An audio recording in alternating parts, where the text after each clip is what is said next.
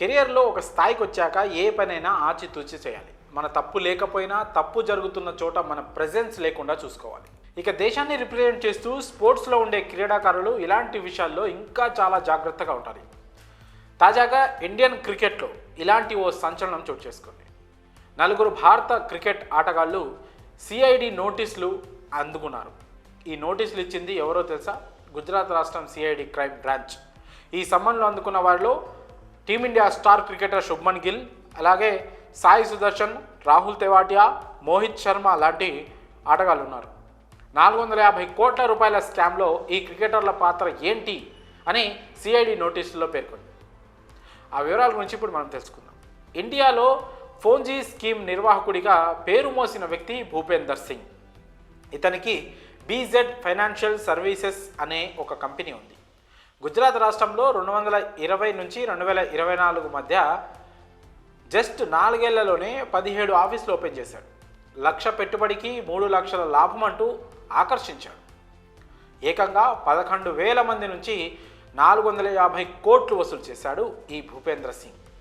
ఆ తర్వాత ఇంకేముంది, కంపెనీ ఎత్తేశాడు. ప్రస్తుతం ఈ కేసులోనే ఈ 4 క్రికెటర్లకు నోటీసులు అందాయి. ఫోన్జీ స్కీమ్ కాస్త ఫోన్జీ స్కామ్గా మారిపోయింది. ఈ కేసులో కీలక వ్యక్తి అయిన భూపేందర్ సింగ్ని విచారించిన తర్వాత 4 క్రికెటర్లు కూడా పెట్టుబడి పెట్టిన విషయం వెలుగులోకి వచ్చింది. శుభ్మన్ గిల్ 1,95 లక్షల రూపాయలు పెట్టుబడి పెట్టాడు. క్రికెటర్ మోహిత్ శర్మ 50 లక్షల వరకు పెట్టుబడి పెట్టాడు. ఇక సాయి సుదర్శన్ 45 లక్షల రూపాయల పెట్టుబడి పెట్టినట్లు సమాచారం.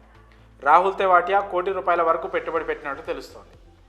మోసగాడు ఫోన్జీ స్కామ్ పేరుతో బీజెడ్ సర్వీసెస్ కింద వసూలు చేసిన 450 కోట్ల రూపాయలతో ఇల్లు, స్థలాలు, భూములు భారీ ఎత్తున కొనుగోలు చేసినట్లు పోలీసులు వెల్లడించారు.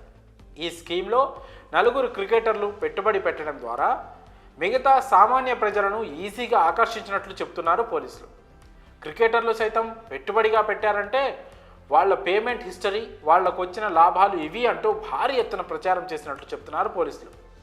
దీంతో వేలాది మంది భూపేంద్ర సింగ్ కంపెనీలో పెట్టుబడి పెట్టారని, ఆ తర్వాత అందరినీ ముంచేశాడని, 1 రూపాయి లాభం ఇవ్వకపోగా అస్సలు కూడా ఇవ్వలేదంటున్నారు పోలీసులు. ప్రస్తుతం పోలీస్ కస్టడీలో ఉన్న భూపేందర్ సింగ్ ఇచ్చిన సమాచారం ఆధారంగానే 4 క్రికెటర్లకు నోటీసులు పంపించారు గుజరాత్ సిఐడి క్రైమ్ బ్రాంచ్ పోలీసులు. ప్రస్తుతం శుభ్మన్ గిల్ ఆస్ట్రేలియా టూర్లో ఉన్నాడు. ఇండియా వచ్చిన వెంటనే విచారణకు అతను హాజరయ్యే అవకాశం ఉంది. ఏదేమైనా క్రికెటర్స్ ఇప్పుడు డబ్బులు పోగొట్టుకొని చెడ్డ పేరు కూడా తెచ్చుకొని ఏకంగా విచారణకి హాజరవ్వాల్సిన పరిస్థితి తెచ్చుకున్నారు. మరి ఈ విషయంపై మీ అభిప్రాయాన్ని కామెంట్స్ రూపంలో తెలియజేయండి.